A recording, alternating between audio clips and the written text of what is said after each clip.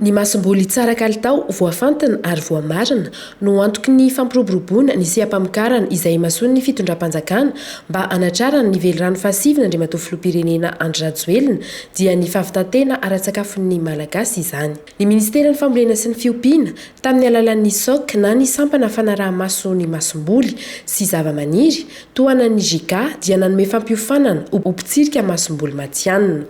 520 mianadahy no nofanina ka 12 tamin'izy ireo no afaka tamin'ny fitsapana ka nanao fianianana mialohan'ny andraisan'ny andraikitra mahampitsirika masomboly ara-dalàna azy. Teo anoloan'ny fitsarana ambaratonga voalohany no nanatanterahana izany ny 14 Jolay 2024 tao amin'ny lapan'ny fitsarana Anosy Antananarivo.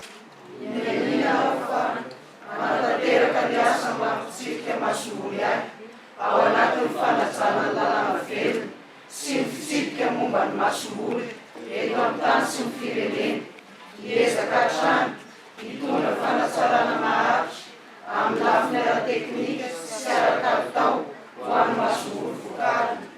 Hitandro mandrakariva ny fahaleovan-tena ireo mpanantanterahana ny asako. Hiasa mitso sy anately tsy hangisy tombo sy ava ireo amin'ireo sehatra raha miasa. Tsy anay kolikoly, tsy salovana asa na andraikitra mihoatra izay nanendrenay. Anaja ny tsy ambarately ny asa.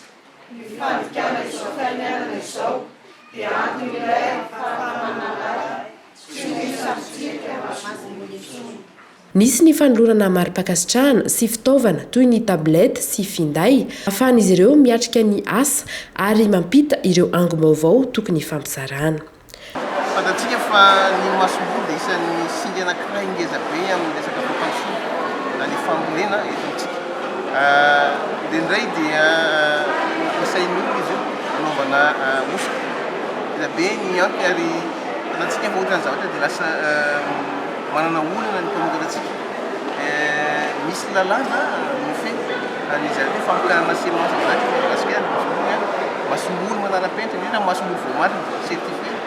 Indrindray mba ialana amin'izay mety hisy osika izay tena hiteraka fahaty antoka tsy ho an'ny mpamokatra ihany fa ho an'ny firenena iray manontolo dia ny ireo le mpitsirika ny masomboly inspecteur semencier sy ny contrôle semencier dia tafiditra tamin'ilay ataontsika hoe officier de police judiciaire.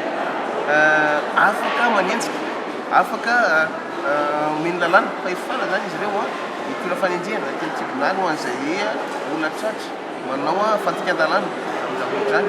Izay indrindra afaka miaro koa nefa izay olona izay tokony arovana satria manao ny asany araka tokony izy dia mba hisinzay indrindra ary fahamezan-tany zany atao hoe asehatra masomboly zay dia officier de police judiciaire azy dia tsy maintsy teraka fianianana manatrian'ny fiatsarana izy toy ny any amin'ny officier de police judiciaire rehetra mba afahany mandray ara-dalàna ny raika. Tanjon'ny Ministeran'ny Fambolena sy ny Fiompiana ny amokarana masomboly vary ray alina taona mahery hatramin'ny taona 2024 mba ahafahan'ny Malagasy mahavita tena arabary izay lara-pamehan'ny fitondram-panjakana. Faritra sivy no iasan' ireto mpitsirika masomboly vaovao ireto, marina nefa fa mbola tsy ampy ireo mpitsirika masomboly eto Madagasikara.